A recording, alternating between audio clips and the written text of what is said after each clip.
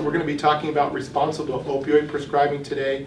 And without further ado, let me introduce again Dr. Fishman. Today we're really going to focus on the risks. We shouldn't reach for opioids before we try non-opioid therapies. The bottom line is that we have to recognize that this is a group of drugs that has to be used with extreme caution, and that we have more guidance today than we've ever had on how to bring caution to bear on safe use of these drugs, these opioids.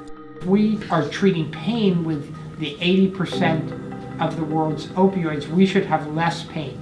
Turns out it's quite the opposite, that we probably have a preponderance of the world's pain as well, and we have a huge crisis in America. Whenever we make a decision in medicine, it's always based on benefits and risks. The benefits must outweigh the risks. Well, in the debate about chronic opioids, the benefits are not clear and the risks are crystal clear. So we really have to go back and reintroduce that knowledge into our thinking and reintroduce it every time we see the patient and every time a dose is adjusted. What's the second question, Nilpa? Any tips on counseling patients who report both pain and anxiety?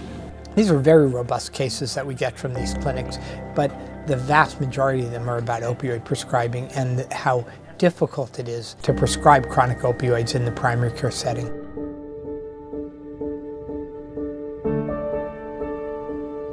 Number one, assess the risk-benefit analysis, meaning determine what are the benefits and have clear objectives compared to assessing the risks. And be really clear that the case is one where the benefits do outweigh the risks. Number two, there are many ways to monitor risk. Employ them. Use the FSMB guidelines and use the CDC guidelines to employ them.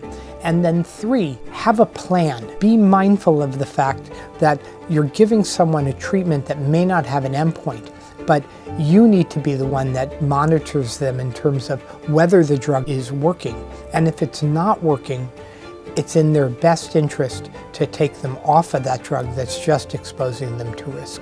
Oh, that answers the question.